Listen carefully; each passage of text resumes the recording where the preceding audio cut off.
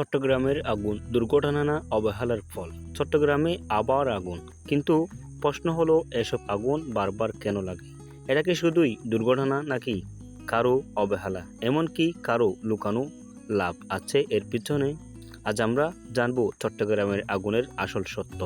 এই আগুন লেগেছিল চট্টগ্রামের একটি গুদামে। মুহূর্তের মধ্যেই আগুন ছড়িয়ে পড়ে চারপাশে, কালো ধোঁয়া ডেকে যায়। দমকল বাহিনী ঘটনাস্থলে পৌঁছায়, কিন্তু আগুন তখন নিয়ন্ত্রণের বাইরে। কয়েক ঘন্টার লড়াইয়ের পর আগুন নিয়ন্ত্রণে আসে, কিন্তু ক্ষতি হয়ে গেছে কোটি টাকা। তদন্তে দেখা গেছে গুদামের ভিতরে ছিল প্রচুর দহ পদার্থ, প্লাস্টিক, তৈলে, কাপড় এবং রাসায়নিক পদার্থ। সবকিছু এক জায়গায় গাদাগাদি করে রাখা ছিল।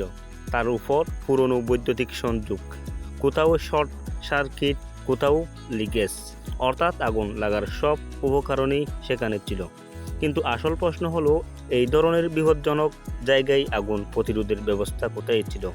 স্প্রং খোলার ছিল না, অ্যালার্ম কাজ করছিল না, এক্সিট দরজা বন্ধ ছিল।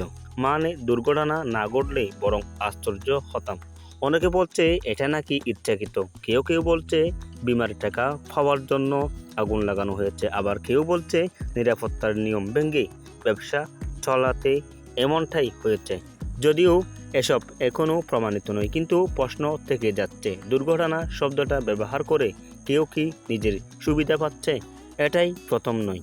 চট্টগ্রামে এর আগে গুদামে, ফ্যাক্টরিতে, মার্কেটে একের পর এক আগুন লেগেছে। 2022 সালে বিএম কন্টেইনার ডিপোতে ভয়াবহ বিস্ফোরণে হয়েছিল, 40 জনের বেশি মারা গিয়েছিল সে সময়।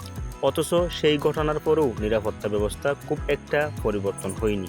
এই ধরনের আগুন সবচেয়ে বড় ক্ষতি হয় শ্রমিকদের, যাদের জীবনের মূল্য সবচেয়ে কম, কিন্তু ঝুঁকি সবচেয়ে বেশি। দায়কার মালিকদের, প্রশাসনের নাকি সিস্টেমের? হয়তো তিনজনেই একটু একটু দায়ী। প্রথমত, গুদাম ও ফ্যাক্টরিতে নিয়মিত নিরাপত্তা অডিট থাকতে হবে। দ্বিতীয়ত, আগুন প্রতিরোধ শৃঙ্খলার অ্যালার্ম, ফায়ার ড্রিল বাধ্যতামূলক করতে হবে। তৃতীয়, নিরাপত্তা ব্যবস্থা অবহেলা করলে কঠোর শাস্তি দিতে হবে।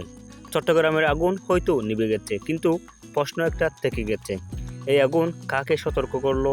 আমাদের সিস্টেম না আমাদের অবহেলাকে? আগামীবার যদি এমন আগুন লাগে আমরা কি করব? এটা দুর্ঘটনা নাকি অন্য কিছু? ভাবুন তো। আসসালামু আলাইকুম রহমতুল্লাহি ওয়া বারাকাতুহু। তাহলে আমাদের চ্যানেলের প্রথম হয়ে থাকেন অবশ্যই আমাদের চ্যানেলটি সাবস্ক্রাইব করবেন, ফেসবুক পেজটি বেশি ফলো করবেন, লাইক কমেন্ট শেয়ার করবেন। আসসালামু আলাইকুম রহমতুল্লাহি ওয়া বারাকাতুহু।